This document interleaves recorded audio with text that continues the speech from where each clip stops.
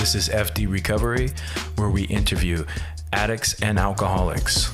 Our aim is that through this podcast, we might help you on your journey of recovery. Thank you for listening.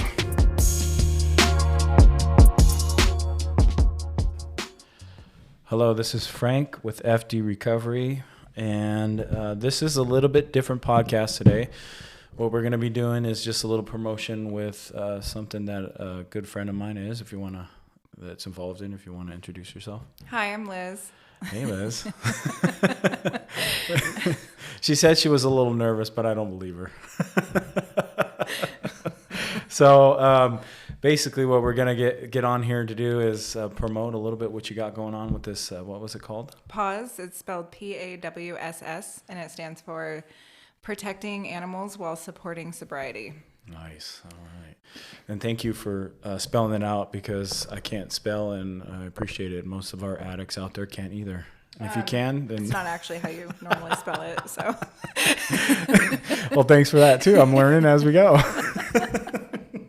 There's an extra S at the end. Yeah. Plural.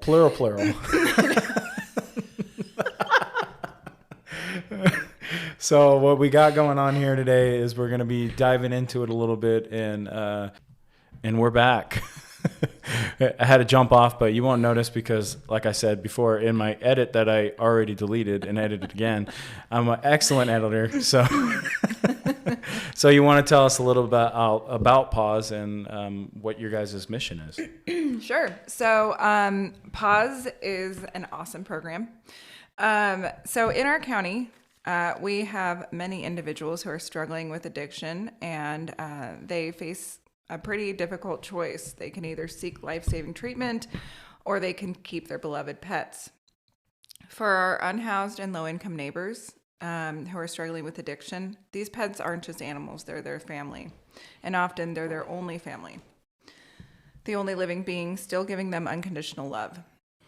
And so a lot of times when people come into, when they hit the rock bottom, or they want a different way of life, they have this one companion who has been with them through everything, and there's nowhere for them to place them while they go get recovery. And so what our program does is we basically foster these animals for up to 2 years while they go into rehab or some kind of recovery-based program. The reason that we chose 2 years is because we recognize that people are not just doing recovery. They're building their life, yeah. Yeah, they're not just coming out of rehab and being like, yes, I'm all better now. Give me my dog. I can totally take care of this animal. They get out and they need to go into places like transitional housing and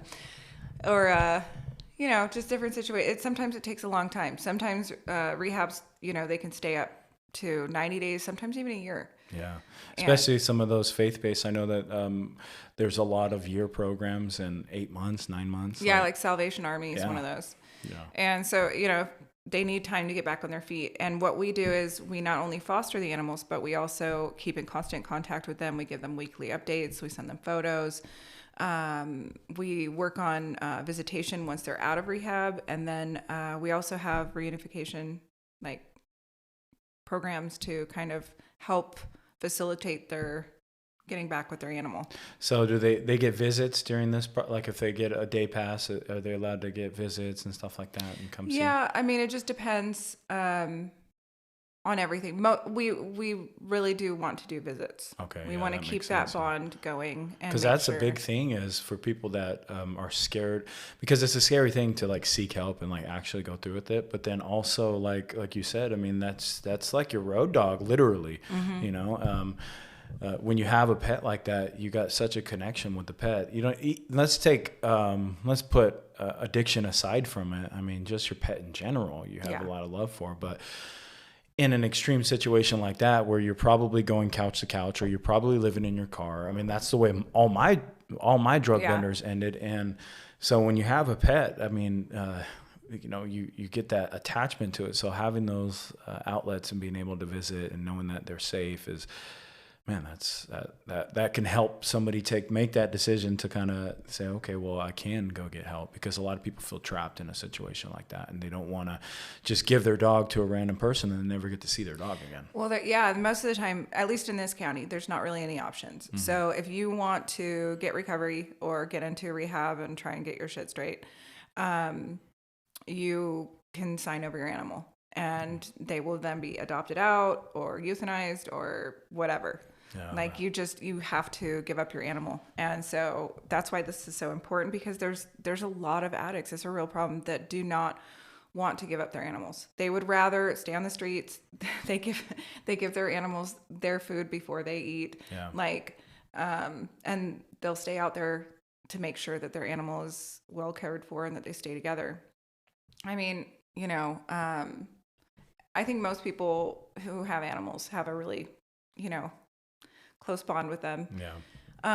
But when you're completely alone, and that is your only source of like love and companionship, and you really become dependent on each other. Yeah.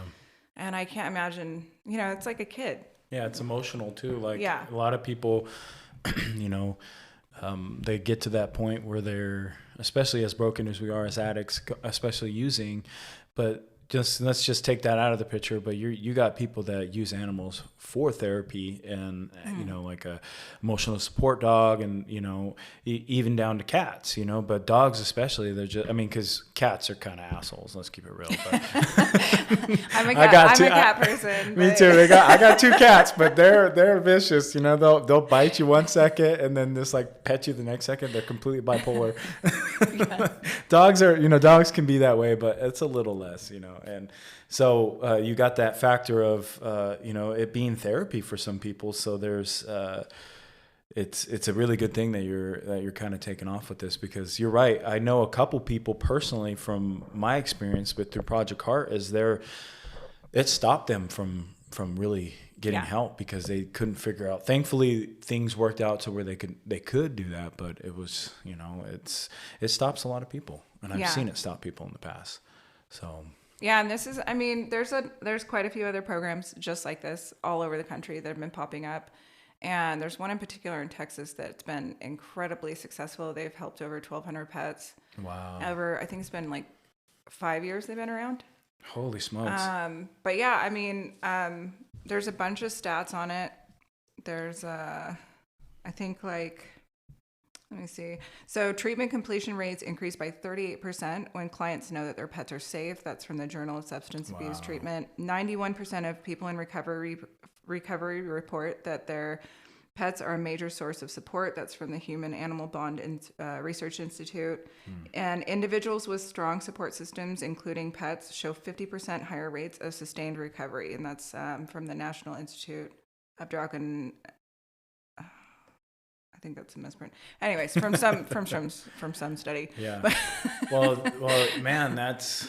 You're kind of doing a service beyond just pets. There's. I think it's kind of a spiritual thing you guys are taking on here, because you're not just you're focusing on the pets and animals, because that's an important thing too. There's so many mistreated animals, and just kind of so many they get in that system where either they're euthanized, and that's what that creates, is somebody has to choose. Is they're like, well, am I going to have to give my animal up just to seek recovery? And some people are forced to, and that's not very fair. And like you said, some of them get euthanized, or at least there's a possibility, right? Yeah, it's a possibility.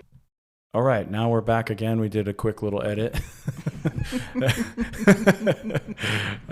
All right, so let's pick off where we came off. So we're talking about the dogs that it really stops people from choosing recovery and having to choose between their dogs. And so I know you had some stats over there that you were pulling up. Did you want to share that with? Oh yeah, so I just this is a great program for both the addict and the animals. But this is also really good for the community too, for a number of reasons. So, community cost alone, communities pay approximately $12,119 per untreated addict annually. And this figure includes like emergency services, ambulance and first responders costs, emergency room visits, crisis intervention, fire department responses, law enforcement, police responses, court proceeding, jail housing, criminal justice processing, healthcare, uncompensated emergency care, related healthcare issue treatment, mental health services, public health impacts, and social services, which is homeless services, family and child services, case management support programs.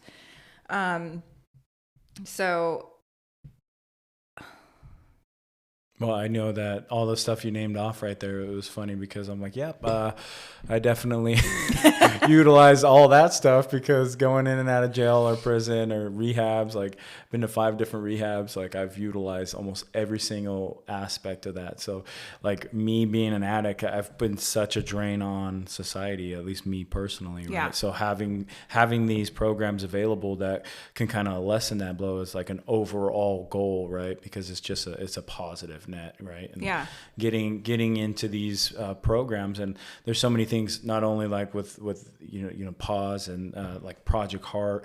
It's like you put in these and then NAAA, all these other aspects of what we're trying to achieve here as far as sobriety and being a help to people in sobriety.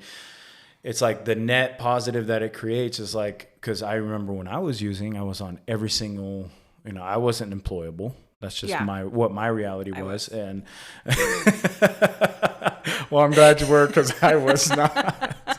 Far from it, actually.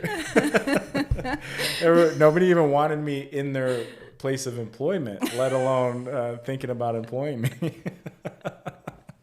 So, I mean, that's the harsh reality. So we're such a drain on, on this, the whatever the society at large. So being able to create these little programs that could actually be a benefit, it looks like it's just helping addicts, but it's also helping the community at large. Yeah, the whole community. And that number is super conservative anyways. Like, I mean, it includes a lot, but it doesn't include like lost tax revenue, property tax, damage like to property, the impacts on other community members, long-term community economic effects. Like it's pretty conservative. All the crimes I used to commit, basically. Yeah. That's the reality. Yeah. It's just Frank. Yeah. It's my fault. Everything.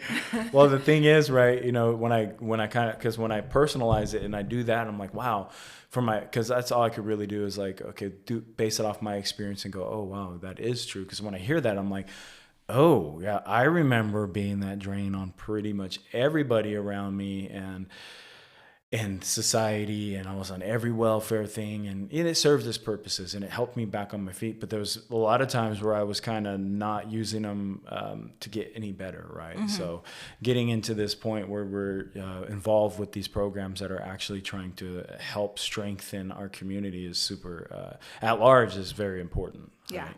So, one thing I wanted to ask was, is there a location for this, or is it just kind of... So the best place to find us is on our website, which is www.PAWSS, N as in Nancy, and C as in city, .org. I was going to say Carl, but Carl's Jr. popped in my head, among other C words. Yeah, so it's www.pawssnc.org, or you can find us on Facebook or Instagram. And I will, guys, I will add all these into the bios on my post too, so it'll be connected. So you guys could, if you guys are listening and wondering if you have to go type in all this or remember it, it'll be within. It's not that long. I know, but I mean, I'm just thinking from my experience. I'm like, oh, I can't even remember last second, Unless I'm writing it down while you're saying it, it's pretty much goodbye. You can. I think our name on Facebook is also, it's a PAWSS Nevada County. Yeah.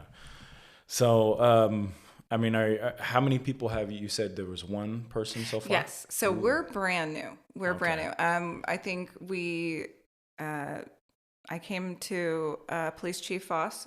He's the police chief of Nevada City in November with this idea, and we got it going pretty fast. And I think we became officially a 501c3 in February.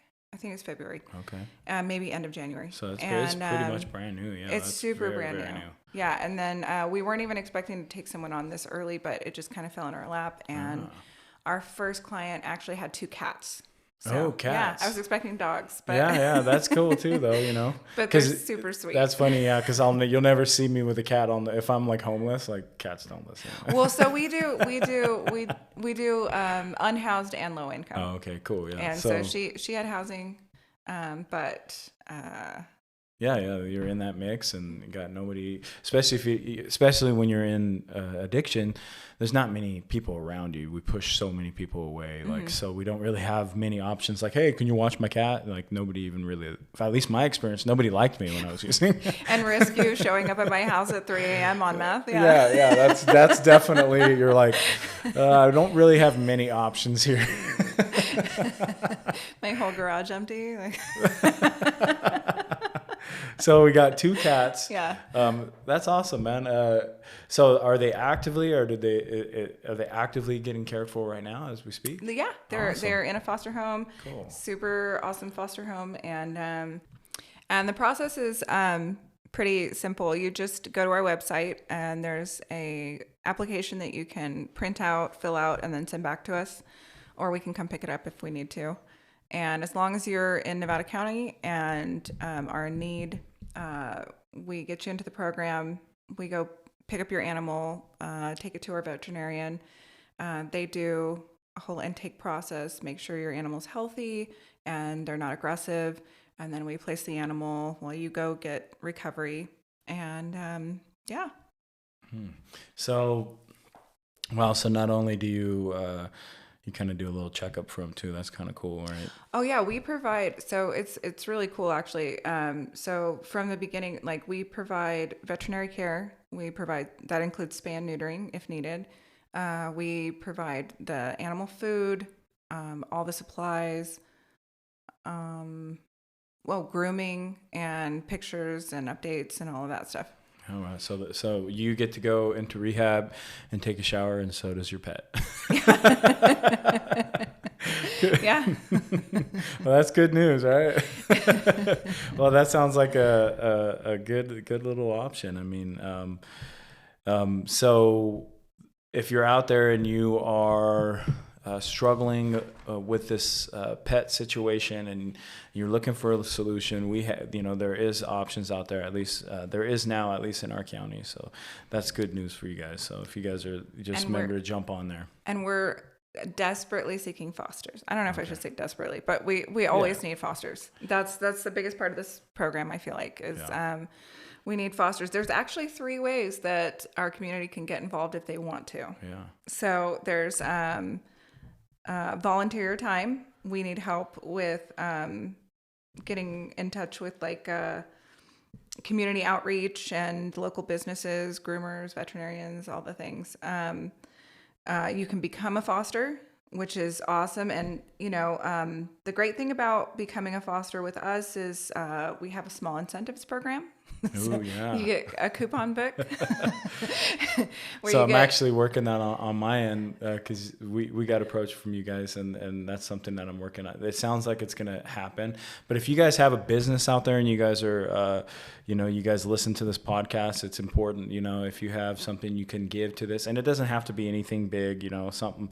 For us, we're working on probably a gas voucher, something small amount. But it's something's nice just because if you can get involved in this and we can get something to these volunteers because it's just a gratitude thing, right? That's a community partnership. That's our community partnership program. I put my hand in front of my face. It's like, I don't know. Well, at least it's your first podcast. If you did that about your 3rd podcast, it's like not cool. That's not true because I've been screwing up on podcasts since I started and all the way till now. But yeah, with becoming a foster, it's really cool because we can place any kind of animal in your home that fits best with your needs. So like if you can only take on small dogs or cats, or like, you only want farm animals. We have a foster right now that can only take on farm animals. So Really? if that I comes, didn't even think of that. Yeah. Oh, wow. So if you had like a horse situation or things like that, like, y'all, could y'all watch my horse? yeah, pretty much. Yeah, I mean, because there's a lot of people out there that Yeah. like they're really connected to like they ride and stuff like that, and that's a big thing, man. It's like, even something you wouldn't think naturally a horse, but there's a lot of people that I know out there that ride horses, and they're deeply connected to their horse. Yeah, or, they just have farm animals that they care about, and they maybe don't have the funds to, have them boarded while they go get recovery. It's like, can you watch my cow? Can you just take my chicken? Just really. That's kind of cool, though. I mean, And then, of course, donations. So donations keep our program going, and no amount is too small. And you don't have to just donate money. It can be veterinary care, food, supplies for pets, grooming, whatever. Time, Pet food, yeah. Yeah, that's important, right? Because a lot of people stay away from that because they think it's only one kind of donation. It's like you can be a part of something, and it doesn't have to be a checkbook. It can be numerous things, right? You can give back without having to be a baller, if that makes sense, right? Because a lot of people stop from doing that. Like when it comes to volunteering and things like that, it's just like, well, I got nothing to give. It's like, well, if you got time, you got the care in your heart, and you really want to go out there and do something, it'll help, right? So it's important to not let any of that stuff hold you back, and just understand, like, even just a little bit of time, a little bit of effort, it goes a long way. It doesn't have to be monetary, and that's the important thing about this. Oh yeah. We're planning on having some booths at some upcoming events, and we need people to man the booths. Like, that would be a great way to volunteer and give back. Like, yeah. And stand out in the hot sun. And I wonder if, right? We'll try to get a canopy out there for you. No, we do. We have a pop-up. We'll provide cold drinks. Yeah, you won't go dehydrate, we promise. So since you guys are a nonprofit, how would that work? Because there's a lot of people out there, at least in recovery, that need volunteer time or volunteer work that they got to put in, and I'm sure you can sign off on that. That would make sense, right?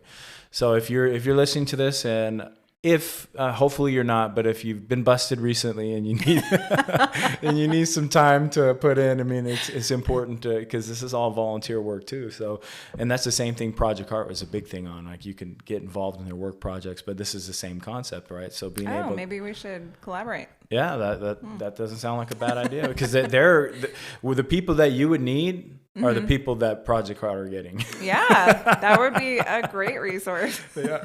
So it's hopefully we can get to a point where none of this is needed, but that's not reality. Yeah, we're not there right now. Like, there's always going to be, unfortunately, drug addicts out there. I did it for many years, and then the kids beyond me are probably going to do it. And it's when you're touched by the disease of addiction and alcoholism, it's tough to get out of, right? So that's the whole purpose of this, is just trying to get some positivity out there in the world and solutions, and just bring it all together, and hopefully it could hit somebody's ear where they can actually touch them and touch their heart. That's great, Frank. So, is there anything else you wanted to elaborate on this, or? I don't know. I think that covers most of it. Do you have any questions? No, I think we covered most of the ins and outs, the volunteer, because a lot of people would probably be interested if they have volunteer time, because when you're in a situation where you need volunteer time, and being able to, even if you're not busted and you want to volunteer, access to where you need to go is important. So they'd be able to do all that on there too, right? Yeah. Okay. And I think the most, like I mentioned, the most important thing right now that we're seeking out is fostering. Volunteers, great. We appreciate all of it. Mm-hmm. Fosters are going to be where, we can't really help addicts if we don't have places to put their animals. Yeah, that makes sense. And the more places we have, the more addicts we can reach. Okay. So, and we're even going out of county for that.